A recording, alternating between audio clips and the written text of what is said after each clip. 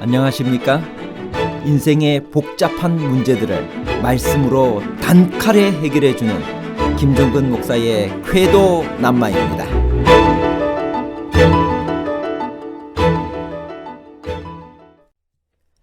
자기 지위를 지키지 아니하고 자기 처소를 떠난 천사들은 과연 누구인가요? 그들을 큰날의 심판까지 영원한 결박으로 흑암에 가두셨다고 했는데 그들을 가두신 흑암이란 어디를 말하는 것인가요?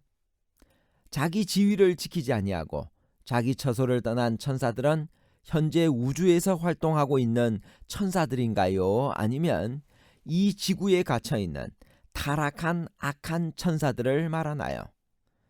우주에서의 활동과 지구의 감금에 관한 복잡한 문제를 하나님 말씀의 가르침으로 명쾌하게 해결해 드리겠습니다. 자기 처소를 떠난 천사들은 누구인가요? 그들이 결박된 흑암은 어디인가요? 유다서 1장 6절. 또 자기 지위를 지키지 아니하고 자기 처소를 떠난 천사들을 큰 날의 심판까지 영원한 결박으로 흑암에 가두셨으며, 유다서 1장 6절에 자기 지위를 지키지 아니하고에서 자기 지위에 해당하는 헬라어 아르케는 일반적으로 태초로 번역되었습니다. 바울은 종종 정사들을 묘사할 때 아르케와 그 복수형인 아르카이를 사용합니다.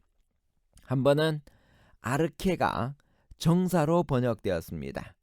유다에서는 이 단어가 천사들이 누리던 본래의 지위를 분명하게 지칭하는데 그들은 루스벨을 따랐을 때 그것을 잃어버렸으며 하늘에서 쫓겨났습니다. 그러므로 자기 지위를 지키지 아니하고 자기 처소를 떠난 천사들은 자기 영역이나 책임을 뜻하는 말로서 자기 위치나 분수를 망각한 천사들을 의미합니다. 자기 처소를 떠났다는 것도 같은 의미로 해석해야 할 것입니다.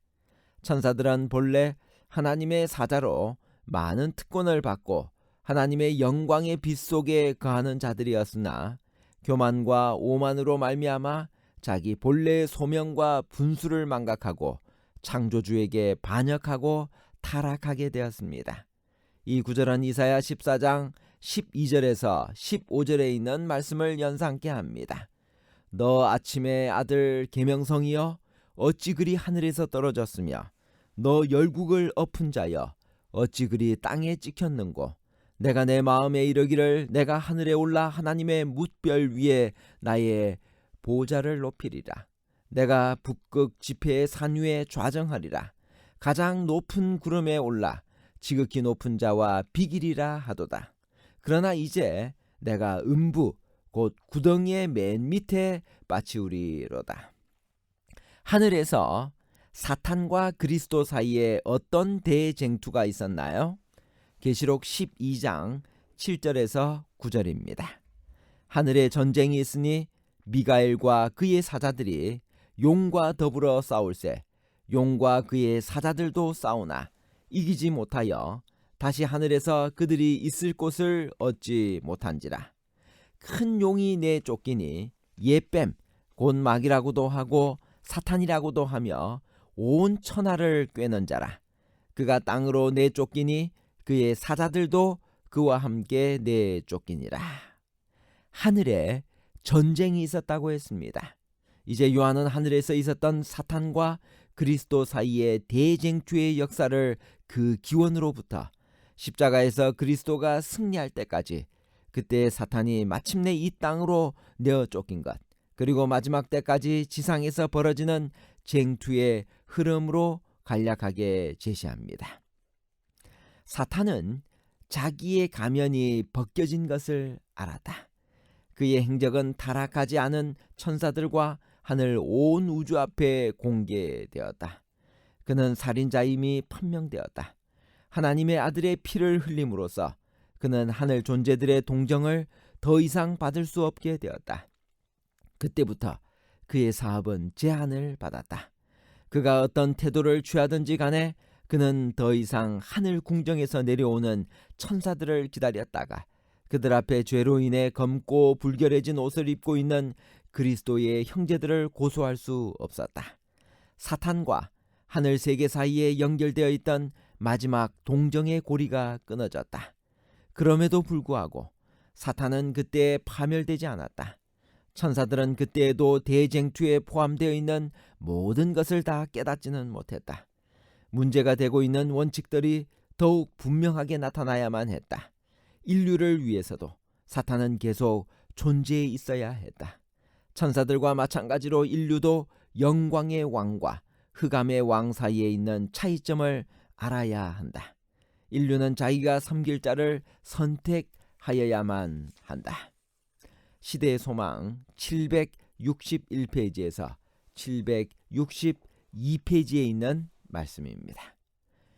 이 타락한 천사들과 루스벨이 땅으로 내어 쫓겼다 했는데 이 말씀이 무슨 의미일까요? 하늘의 쟁투는 인간의 창조를 위한 계획 이전에 시작되었습니다. 지구가 창조되고 아담이 그 대리자로 임명되었을 때 사탄은 새로 창조된 인간을 넘어뜨리는 일에 노력을 기울였습니다. 아담과 하와를 타락시키는 일에 성공하자 그는 지구를 그의 영역으로 주장했습니다. 그러나 그는 노력을 이 지구에 국한하지 않고 다른 세계의 거민들 역시 유혹했습니다. 그리스도의 재림 때 비로소 사탄은 완전히 이 지구에 감금될 것입니다. 유다서 1장 6절에 영원한 결박으로 흑암에 가두셨다는 말은 어떻게 해석해야 할까요? 유다서 1장 6절입니다. 또 자기 지위를 지키지 아니하고 자기 처소를 떠난 천사들을 큰 날의 심판까지 영원한 결박으로 흑암에 가두셨으며, 영원한 결박으로 흑암에 가두셨다는 말은 어떻게 해석해야 할까요? 여기서 가두셨다는 말은 헬라어 완료형으로서 하나님께서 타락한 천사들을 이미 가두셨음을 나타내고 있습니다. 타락한 천사들은 반역으로 영원한 자유를 누리려고 하다가 오히려 영원한 결박으로 갇히게 되었습니다. 흑암이란 무엇일까요? 이 구절의 정확한 해석을 위해서는 베드로후서의 대등절을 비교해 보아야 합니다.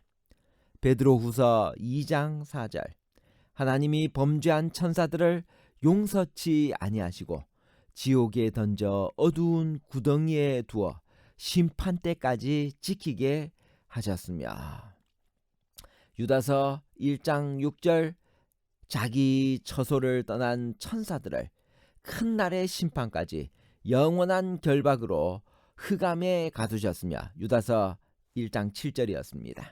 위의 두 성경절을 비교해 보면 영원한 결박이란 범죄한 천사들을 어두운 구덩이에 두어 심판 때까지 지키게 하신 것을 의미한다는 것을 알 수 있습니다.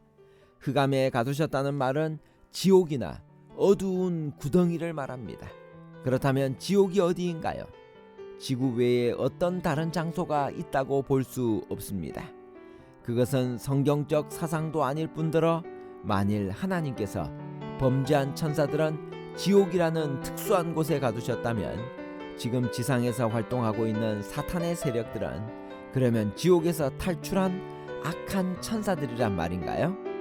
그러므로 영원한 결박으로 흑암에 가두셨다는 말은 이 죄악 세상을 벗어나지 못하도록 심판날까지 사탄의 세력들을 지구에 가두셨다는 말입니다.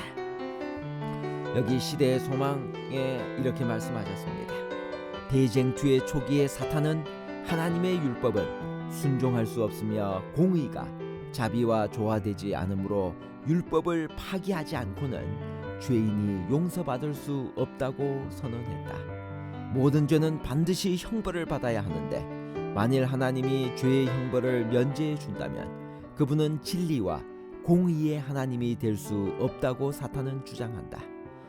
사람들이 하나님의 율법을 범하고 그분의 뜻을 대항할 때 사탄은 기뻐 날뛴다. 결론입니다. 첫 번째, 자기 지위를 지키지 아니하고 자기 처소를 떠난 천사들은 현재 우주에서 활동하고 있는 천사들이 아니라 지구에 갇혀있는 타락한 악한 천사들을 말합니다. 둘째, 정확한 의미를 파악하기 위하여 비슷한 이야기를 기술한 베드로후서 2장 4절의 말씀과 유다서에 있는 말씀을 비교해 보면 악한 천사들은 영원한 결박으로 흑암에 가두셨다라고 하는 이 말은 사탄의 세력들이 이 죄악 세상에서 벗어나서 다른 죄 없는 세계에서 활약하지 못하도록 그들을 심판의 날까지 영적 흑암 속에 가두셨다는 말입니다. 셋째, 베드로후서 2장 4절의 지옥은 이 지구를 가리킵니다. 감사합니다.